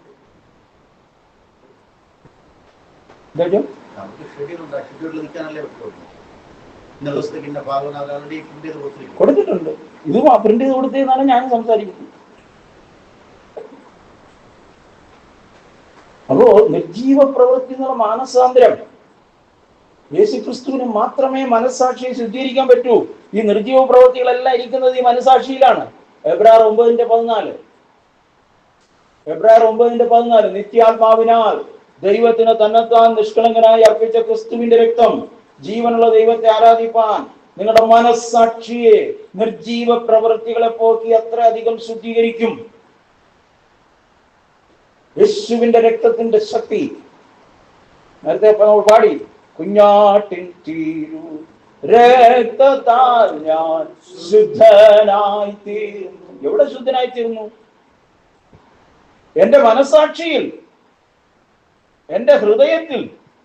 ഹൃദയശുദ്ധിയുള്ളവർ ഭാഗ്യവാന്മാർ. ഈ പാട്ടിന്റെ അർത്ഥമൊന്നും പലരും മനസ്സിലാക്കുന്നില്ല. ഈ പാട്ടിന്റെ വരികൾ ശ്രീലങ്കയിൽ നിന്ന് വന്ന ഒരു രാജരത്നം എന്ന് പറഞ്ഞ ഒരാള് പുത്തിരിക്കണ്ട മൈതാനത്ത് ശുശ്രൂഷയ്ക്ക് താൻ എഴുന്നേൽക്കുമ്പോൾ ഈ പാട്ടാണ് ആദ്യം പാടുന്നത്. കുഞ്ഞാട്ടിൻ തിരു രക്തത്താൽ ഞാൻ ശുദ്ധനായി തീർന്നു. ഇത് അങ്ങനെ പാടുമ്പോ വിചാരികളൊക്കെ അളവ് വീട്ടിൽ പോയിട്ടില്ല. അദ്ദേഹം കാഞ്ഞിരംകുളം സ്റ്റേഡിയത്തിൽ ഒരിക്കൽ അദ്ദേഹത്തിന്റെ ഒരു ശുശ്രൂഷ ഉണ്ടായി. അപ്പോ അദ്ദേഹം പാടുമ്പോൾ ഇളകുന്ന എന്തുകൊണ്ട്? അദ്ദേഹത്തിന് അതിന്റെ പവർ അറിയാം. മറ്റുള്ളവർ ചുമ്മാ പാടുകയാണ്, കുഞ്ഞാട്ടിന്റെ രക്തത്താൽ ഞാൻ ശുദ്ധനായി തീർന്നു. അനുഭവം ഇല്ല, പാട്ടറിയാന്നുള്ളതുകൊണ്ട് പാടുന്നു. അപ്പോൾ മനസ്സാക്ഷി ശുദ്ധീകരിക്കുവാൻ കർത്താവിന് മാത്രമേ കഴിയുള്ളൂ. അതിനാണ് തന്റെ ജീവരക്തം നമുക്കായി തന്നത്. ഇപ്പൊ നിർജീവ പ്രവൃത്തി എന്നുള്ള മാനസാന്തരം അത് ഒരു ദിവസം കൊണ്ട് സംഭവിക്കുന്നതല്ല, മാനസാന്തരപ്പെട്ടുകൊണ്ടേയിരിക്കുന്നു. ഈ ലോകത്തിന് അനുരൂപരാകാതെ അത് നന്മയും പ്രസാദമുള്ള ദൈവഹിതം ഇന്നതും തിരിച്ച് മനസ്സബുദ്ധിക്ക് രൂപാന്തരപ്പെട്ടുകൊണ്ടേയിരിക്കുന്നു. അടുത്ത് പറയാണ് ദൈവത്തിൻ്റെ വിശ്വാസം. നമ്മൾ നേരത്തെ ചിന്തിക്കുക, ആരാണ് സത്യദൈവം, ഏതെല്ലാം ദൈവങ്ങളുണ്ട്? ആളുകൾ ആകെ കൺഫ്യൂഷനാണ്. സാത്താൻ വളരെ തന്ത്രപരമായി വേറൊരു യേശു, വേറൊരു സുവിശേഷം, വേറൊരു ആത്മാവിനെ ഇറക്കിയിരിക്കുക. പൗലോസ് ഭയപ്പെട്ട കാര്യം നമുക്കറിയാവുന്ന വാക്യമാണല്ലോ. 2 കൊരിന്ത്യർ 11:2 മുതൽ, ഞാൻ നിങ്ങളെക്കുറിച്ച് ദൈവത്തിന്റെ എരിവോടെ എരിയുന്നു, ഞാൻ ക്രിസ്തു എന്ന ഏക പുരുഷന് നിങ്ങൾ നിർമ്മല കന്യയായി ഏൽപ്പിപ്പാൻ വിവാഹം നിശ്ചയം ചെയ്തിരിക്കുന്നു. സർപ്പം ഹവ്വയാൽ ഉഭയത്തെ ചലിച്ചതുപോലെ നമ്മുടെ മനസ്സ് ക്രിസ്തുവിനുള്ള ഏകാഗ്രതയും നിർമ്മലതയും വിട്ട് വഷളായി പോകും. ഞങ്ങൾ പ്രസംഗിക്കാത്ത മറ്റൊരു യേശു, ഞങ്ങൾ കൈക്കൊള്ളാത്ത വേറൊരു സുവിശേഷം, വേറൊരാത്മാവ് അവർക്കറിയത്തില്ല. ക്രിസ്തു മതം, ഞാൻ മനസ്സിലാക്കിയിട്ടുള്ളത് മതവും സുവിശേഷവും തമ്മിലാണ് പോരാട്ടം. മതത്തിന് സുവിശേഷം പറയാല്ല, മതത്തിന് കുറെ ആചാര അനുഷ്ഠാനങ്ങളാണ്. അവിടെ സുവിശേഷം പറയുമ്പോഴാണ് സുവിശേഷം പറയാൻ പാടില്ല.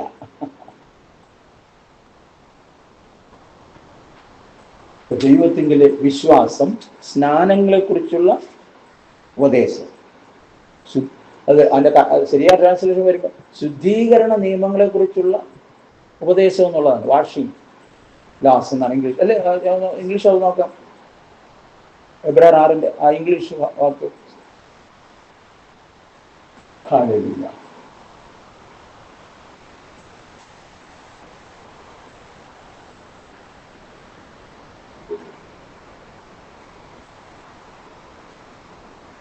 Therefore, leaving the principles of the doctrine of Christ, let us go on unto perfection, not laying again the foundation of dependence on അതിന് മുകളിൽ others. 6:1 ചിലപ്പോൾ തിരിഞ്ഞു വരും. Faith towards God. Faith towards God. The doctrine of baptism, Doctrine of baptism. and laying on of hands, സ്നാനങ്ങളെ കുറിച്ചുള്ള ഉപദേശം. of the rich baptisms എന്ന് അവിടെ തിരിക്കുന്ന ബാപ്റ്റിസം എന്നാണ്. baptisms. സ്നാനങ്ങളെ കുറിച്ച് എന്താണ് യോഹന്നാൻ സ്നാപകൻ കൊടുത്ത സ്നാനം? എന്താണ് യോഹന്നാൻ സ്നാപകൻ കൊടുത്ത സ്നാനം? എന്താണ് യേശു സ്വീകരിച്ച സ്നാനം? എന്താണ് സഭ നൽകുന്ന സ്നാനം? ഇതിന്റെ വ്യത്യാസം ഒന്ന് അറിഞ്ഞുകൂടാ? യേശു സ്നാനപ്പെട്ടതുകൊണ്ട് നമ്മൾ സ്നാനപ്പെടേണ്ടതെന്നാണ് ചോദിക്കുന്നത്. കഴിഞ്ഞ ദിവസവും ചോദിച്ചൊരാൾ, പിന്നെ അരമണിക്കൂർ അതിനെ ക്ലാരിഫൈ ആയിരിക്കുന്നുണ്ട്. അപ്പോൾ യേശു സ്നാനപ്പെട്ടത് എന്താണെന്ന് അവിടെ തന്നെ എഴുതിയിട്ടുണ്ട്. അല്ല, യോഹന്നാൻ 1:29 ആ ലോകത്തിന്റെ പാപത്തെ ചുമന്ന് നിൽക്കുന്ന ദൈവത്തിന്റെ കുഞ്ഞാട് വരുന്നു. യോഹന്നാൻ അനേകരെ സ്നാനപ്പെടുത്തിക്കൊണ്ടിരിക്കുകയാണ്. ഇതിനിടയിൽ യോഹന്നാന് ദൈവം വെളിപ്പെടുത്തിയിരുന്നു, നീ ആരെ സ്നാനം കഴിപ്പിക്കുമ്പോൾ അവന്റെ മേൽ ആത്മാവ് ഇറങ്ങുന്നുവോ അവനാണ് പരിശുദ്ധാത്മാവിനാൽ സ്നാനം കഴിപ്പിക്കുന്നവൻ. അങ്ങനെ അവനെ ഞാൻ ഇസ്രായേലിന് വെളിപ്പെടുത്തേണ്ടതിന്. അതാണ് എന്റെ കാര്യം. ഇസ്രായേലിന് വെളിപ്പെടണം ഇവൻ ആരാണെന്ന്. യേശുവിനെ സ്നാനപ്പെടുത്തിയപ്പോൾ സ്വർഗ്ഗത്തിൽ ശബ്ദം, ഇവൻ എൻ്റെ പ്രിയപുത്രൻ, ഇവന് ഞാൻ പ്രസാദിച്ചിരിക്കുന്നു, പരിശുദ്ധാത്മാ പ്രാവുന്ന പോലെ ഇറങ്ങി. ഇതുപോലെ വേറെ ആർക്കും ഇറങ്ങിയില്ല. പറഞ്ഞു, എൻ്റെ മോൻ ഇന്ന് ദൈവത്തിന്റെ പ്രിയപുത്രനായി. സ്നാനപ്പെട്ടപ്പോ പ്രിയപുത്രനായി. യേശു സ്നാനപ്പെട്ടു. അതിന് വേറൊരിതുണ്ട്, ഇപ്പോൾ സമ്മതിക്കാം, സകല നീതിയും നിവർത്തിക്കണം. കാരണം ന്യായപ്രമാണത്തിൽ സമാഗമന കൂടാരത്തിൽ പ്രവേശിക്കണമെങ്കിൽ സ്നാനപ്പെടണം, അവനെ കഴുകണം. മോശ അഹരോനെയും അഹരോന്റെ പുത്രന്മാരെ എല്ലാം കഴുകി. അപ്പോൾ യേശു ശ്രേഷ്ഠ മഹാപുരോഹിതനായി ശുശ്രൂഷ അർപ്പിക്കേണ്ടതാണ്. അപ്പോൾ ന്യായപ്രമാണം നീക്കാനല്ല വന്നത്, നിവർത്തിക്കാനാണ് വന്നത്. അപ്പോൾ ന്യായപ്രമാണത്തിന്റെ എല്ലാം താൻ നിവർത്തിച്ചാണ് ഏക പരിഹാര ബലിയായി പാപപരിഹാര യാഗവും കൂടെ നിവർത്തിയിരിച്ചു. നാം സ്നാനപ്പെടുന്നത് യേശു ആരാണ്, യേശു എന്താണ് എനിക്ക് വേണ്ടി ചെയ്തത്, അതെല്ലാം ഞാൻ വ്യക്തമായി മനസ്സിലാക്കി.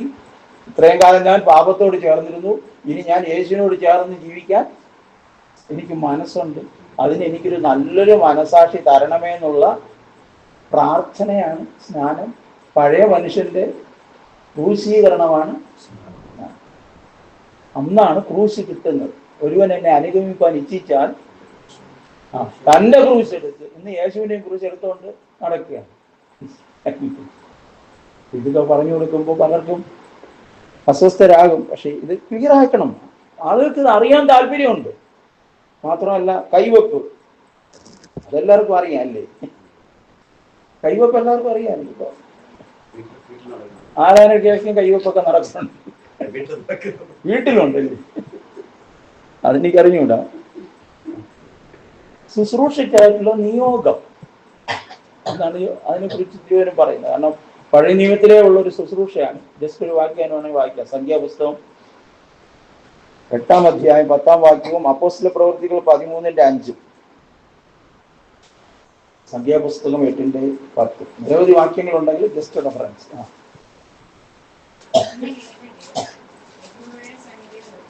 നിൽക്കണം.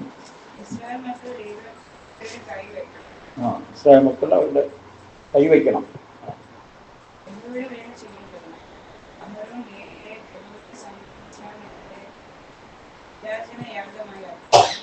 ശുശ്രൂഷയ്ക്കായി നിയോഗിക്കുന്നതിനാണ് 8-10 അല്ലെ? ശുശ്രൂഷയ്ക്കായി നിയോഗിക്കാനുള്ള അപ്പോസ്തല പ്രവൃത്തികൾ 13:5 നമ്മൾ വായിക്കുമ്പോൾ അവിടെ ബർന്നബാസും പൗലും ഇവരെല്ലാം കൂടെ നിക്കോദോമസാണ് ഉണ്ടായിരുന്നു. ഇവരെല്ലാം കൂടെ ദൈവത്തെ ആരാധിച്ചുകൊണ്ടിരിക്കുമ്പോൾ പൗലോസിനെയും ബർന്നബാസിനെയും എനിക്ക് വേണ്ടി വേലയ്ക്കായി വേർതിരിക്കണമെന്ന് പരിശുദ്ധാത്മാവ് സംസാരിക്കുകയാണ്. തൊട്ടടുത്ത് എന്താണ് നമ്മൾ കാണുന്നത്? വീണ്ടും അവർ ഉപവസിച്ച് പ്രാർത്ഥിച്ച് അവരുടെ മേൽ കൈവച്ച് അവരെ ഉപവസിച്ചും പ്രാർത്ഥിച്ചുകൊണ്ടിരിക്കുമ്പോഴാണ് ദൈവാത്മാവ് സംസാരിച്ചത് ഇവരെ ശുശ്രൂഷയ്ക്കായി അയക്കണം. ഇവർ നല്ല ശക്തരായ പ്രവാചകന്മാരൊക്കെ ആയിരുന്നു. നമ്മുടെ ഇവിടെ ഇരിക്കട്ടെ എന്നല്ല, പ്രവാചകന്മാരും ഉപദേഷ്ടാക്കന്മാരും ആയിരുന്നവരാണ്. പക്ഷെ അവരെ അയക്കാനായിട്ട് ഇപ്പൊ വീണ്ടും ഉപവസിച്ച് പ്രാർത്ഥിച്ച് കൈവച്ച് അവരെ അയച്ചു. അപ്പൊ ശുശ്രൂഷയ്ക്കായിട്ടുള്ള നിയോഗങ്ങൾ, 5 fold മിനിസ്ട്രീസ്, ഇതെല്ലാം ജനത്തിന് പറഞ്ഞു കൊടുക്കണം. പക്ഷെ ഇന്ന് ഒരു ആളിന് ഒന്നാണ്. പണ്ട് 2 in ഉണ്ടായിരുന്നു അല്ലേ? Paper card, radio, 2 in 1. ഇപ്പൊ 5 in 1 ആണ്. 5 in 1. ഞാൻ തന്നെയാണ് അപ്പോസ്തലൻ, ഞാൻ തന്നെയാണ് പ്രവാചകൻ, ഞാൻ തന്നെയാണ് സുവിശേഷകൻ, ഞാൻ തന്നെയാണ് ഇടയനെന്ന് പറയില്ല, ഞാൻ തന്നെയാണ് പുരോഹിതൻ, ഞാൻ തന്നെയാണ് ഉപദേഷ്ടാവ്. വേറെ ആർക്കും ഇവിടെ ഈ ഏരിയയിൽ വന്നു. ഇത് മാറി വന്നേ പറ്റൂ. പക്ഷെ ഇത് പഠിപ്പിച്ചാൽ ആളുകൾക്ക് ബോധം വരും അല്ലേ? ഓക്കെ. അടുത്തെന്താണ്? പുനരുദ്ധാനം, മരിച്ചവരുടെ പുനരുദ്ധാനം. പലർക്കും ഇതിനെക്കുറിച്ച് അറിയത്തില്ല, പഠിപ്പിച്ചു കൊടുത്തിട്ടില്ല. ഞാൻ കഴിഞ്ഞ പ്രാവശ്യം ഇവിടെ പറഞ്ഞു, ഒരു സഭയിൽ 83 വയസ്സുള്ള ഒരപ്പച്ചൻ മരിച്ചു. വളരെ സഭയിൽ ആക്റ്റീവാണ്, മധ്യസ്ഥ പ്രാർത്ഥനയൊക്കെ നടത്തുന്ന ആളാണ്. അപ്പോൾ വേണ്ടി വന്നാൽ പ്രസംഗവും നടത്തും. അദ്ദേഹം മരിച്ചു കഴിഞ്ഞപ്പോൾ അദ്ദേഹത്തിന്റെ വൈഫ് വളരെ അങ്ങ് ഡിപ്രസ്ഡ് ആയി. വൈഫിനെ പറഞ്ഞതൊരു 83-75 വയസ്സ് പ്രായമൊക്കെ വരുമായിരുന്നു. അപ്പൊ അവരോട് പോയി ആശ്വാസവാക്കുകളൊക്കെ പറഞ്ഞു. ഞങ്ങൾക്കറിയാവുന്നുള്ള ഒരു ആൻറ്റി പോയി ആശ്വാസമൊക്കെ പറഞ്ഞു. നമുക്കൊരു പ്രത്യാശ ഉണ്ടല്ലോ, നമുക്ക് വീണ്ടും കാണാമെന്നുള്ള പ്രത്യാശയൊക്കെ എല്ലാം പറഞ്ഞു. ഇതിന്റെ വാസം അങ്ങനെയൊക്കെ ഉണ്ടെന്ന് ആർക്കറിയാം? സ്വർഗം ഉണ്ടെന്ന് ആർക്കറിയാമെന്ന്, നരകമുണ്ടെന്ന് ആർക്കറിയാം? അപ്പൊ ഇത്രയും കാലം പ്രാർത്ഥിച്ചതോ പ്രസംഗിച്ചതോ? കാരണം ബേസിക്കായിട്ട് ഒരു വെളിപ്പാട് കിട്ടിയിട്ടില്ല. ദൈവവചനം വെളിപ്പാട് നൽകുന്നതാണ്. നമ്മൾ കേട്ടോണ്ടിരിക്കുമ്പോൾ തന്നെ ദൈവാത്മാവ് നമ്മോട് ഇടപെട്ടുകൊണ്ടേയിരിക്കും. അപ്പൊ മരിച്ചവരുടെ പുനരുദ്ധാനം, എത്ര പുനരുദ്ധാനമുണ്ട്? ഒന്നാമത്തെ പുനരുദ്ധാനത്തിൽ പങ്കുള്ളവൻ ഭാഗ്യവാനും വിശുദ്ധനുമാകും. രണ്ടാമത്തത് പുനരുദ്ധാനത്തിന് 2ാം മരണം എന്നാണ് പറഞ്ഞിരിക്കുന്നത്. 2ാം മരണത്തിന് അവന്റെ മേൽ അധികാരമില്ല. അപ്പൊ ഒന്നാമത്തെ മരണോ? പാപത്തിന്റെ ശമ്പളമായ മരണം. അവിടെ നിന്ന് ഉയർത്തെഴുന്നേറ്റവർക്ക് 2ാം മരണം ഇല്ല അല്ലെ? അവർക്ക് ഒന്നാമത്തെ പുനരുദ്ധാനത്തിൽ പങ്കുകയാണ്. അതിക്രമങ്ങളാലും പാപങ്ങളാലും മരിച്ചവരായിരുന്ന ഞങ്ങളെ അവന് ഉയർപ്പിച്ചു, എന്റെ പേര് ജീവന്റെ പുസ്തകത്തിൽ എഴുതി. അവരുടെ മേൽ 2ാം മരണത്തിന് അധികാരമില്ല. അവർ ഒന്നാമത്തെ പുനരുദ്ധാനത്തിൽ. മറ്റേത് പുനരുദ്ധാനം എന്നല്ല പറയുന്ന രണ്ടാം മരണം. രണ്ടാം മരണം തീയും ഗന്ധകവും കത്തുന്ന തീപ്പൊയ്ക. ഇത് രണ്ടാമത്തെ. എല്ലാം ക്ലിയറാണ്. വെളിപ്പാട് ദിവസം നോക്കത്തേ ഇല്ല, ഇങ്ങോട്ട് മറിക്കത്തേ ഇല്ല. അപ്പൊ ഇതെല്ലാം പറഞ്ഞു കൊടുക്കേണ്ടിയിരിക്കുന്നു. നമ്മുടെ വലിയൊരു ഉത്തരവാദിത്വമാണ്. ഒടുവിൽ നിത്യശിക്ഷാവിധി, അതിൽ 6-ാമതായിട്ട് അവിടെ പറഞ്ഞിരിക്കുന്നത്. ഈ അടിസ്ഥാനങ്ങൾ പിന്നെയും ഇടേണ്ട ആവശ്യമില്ല, പക്ഷെ അടിസ്ഥാനം ഇല്ലാത്തവർക്ക് ഇട്ട് കൊടുക്കണ്ടേ? ഇത് മണൽമേലാണ് പണിത് വെച്ചിരിക്കുന്നത്. എല്ലാം കൂടെ പ്രശ്നങ്ങൾ വരുമ്പോൾ ഇതാ കിടക്കും. എന്തൊരു ഭംഗിയായിരുന്നു അല്ലേ മണൽമേൽ പണിതത്. വൻമഴ ചൊരിഞ്ഞു, കാറ്റടിച്ചു, നദികൾ പൊങ്ങി, എല്ലാം കൂടെ. അപ്പോൾ ദൈവശാസ്ത്ര പഠനമോ അല്ലെങ്കിൽ ദൈവശാസ്ത്ര പഠനവും ആത്മീക വർധനവും. ഒരു മനോഹരമായ 2 വാക്യം കൂടെ വായിച്ച് ഞാൻ നിർത്താം. അപ്പോസ്തല പ്രവൃത്തികൾ 5-ാം അധ്യായം 25 മുതൽ. അപ്പോസ്തല പ്രവൃത്തികൾ നിത്യശിക്ഷാവിധിയെ കുറിച്ചുള്ള റെഫറൻസ് ഉണ്ട്. അതെല്ലാവർക്കും അറിയാമെന്നുള്ളത് ആണല്ലോ. അപ്പോൾ ഒരിക്കൽ നിങ്ങൾ തടവിലാക്കിയ പുരുഷന്മാർ ദേവാലയത്തിൽ നിന്ന് ജനത്തെ ഉപദേശിക്കുന്നു. എന്താണ്? അപ്പോസ്തലന്മാരെല്ലാം കൂടെ യേശുക്രിസ്തുവിന്റെ സുവിശേഷം പ്രസംഗിക്കാൻ തുടങ്ങി. അപ്പോൾ അവരെ പിടിച്ച് ജയിലിലാക്കിയപ്പോൾ അർദ്ധരാത്രിയിൽ ദൈവദൂതൻ വന്നു. ആ പേജിന്റെ മുകളിലത്തെ വാക്യം, എത്രാമത്തെ വാക്യം അത്? 25-ന് മുകളിൽ 17.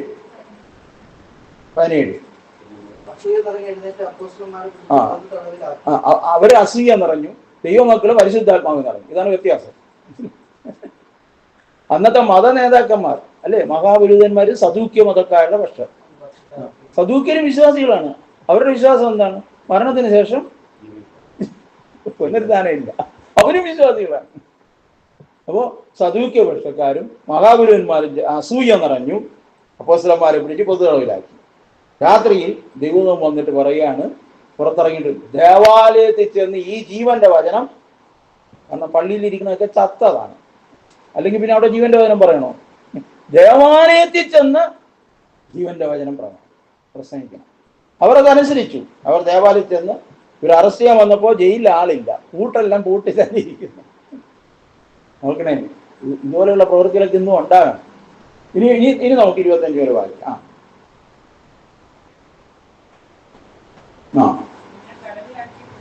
നിങ്ങൾ തടവിലാക്കിയ പുരുഷന്മാർ ദേവാലയത്തിൽ നിന്നുകൊണ്ട് ഉപദേശിക്കുന്നു. ചെന്നു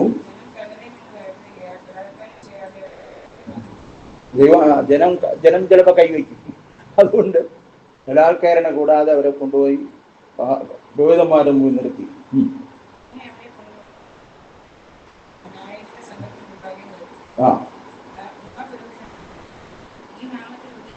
ഈ നാമത്തിൽ നിങ്ങൾ ആരാധിക്കരുതെന്നല്ല, ഉപദേശിക്കരുത്. ആദിമസഭ പഠിപ്പിക്കുകയായിരുന്നു ക്രിസ്തുവിന്റെ ഉപദേശങ്ങൾ. അവിടെ തിയോളജി എന്നല്ല പറഞ്ഞത്. ക്രിസ്തു ആരാണ്? എന്തിനു വേണ്ടിയാണ് അവിടെ വന്നത്? എന്താണ് താൻ കാൽവരിയിൽ നിവൃത്തീകരിച്ചത്? തന്റെ ഉയർത്തെഴുന്നേൽപ്പ്, ഇതെല്ലാം അവർക്ക് പറഞ്ഞു കൊടുക്കുകയായിരുന്നു. അമർച്ചയായി കൽപ്പിക്കുകയല്ല, പ്രത്യേകിച്ച് ഓർഡറാണ് ഇട്ടത്. എന്നിട്ടും ഉപദേശം കൊണ്ട് നിറച്ചിരിക്കുന്നു. അടുത്ത് മനുഷ്യരെക്കാൾ ദൈവത്തെ അനുസരിക്കേണ്ടത് നിങ്ങൾ മരത്തിക്കൊന്ന യേശുവിനെ നമ്മുടെ പിതാക്കന്മാർ, അതൊക്കെ ഭയങ്കര ഇതാണ്. നിങ്ങളുടെയും കൂടെ പിതാവാണ്. നിങ്ങൾ മരത്തിൽ തൂക്കിക്കൊന്ന യേശുവിനെ നമ്മുടെ പിതാക്കന്മാരുടെ ദൈവം ഉയർപ്പിച്ചു. അതിന് ഞങ്ങൾ നോക്കട്ടെ, അവിടെയും മാനസാന്തരം, ഇസ്രായേലിന് മാനസാന്തരവും പാവമോചനവും നൽകുവാനും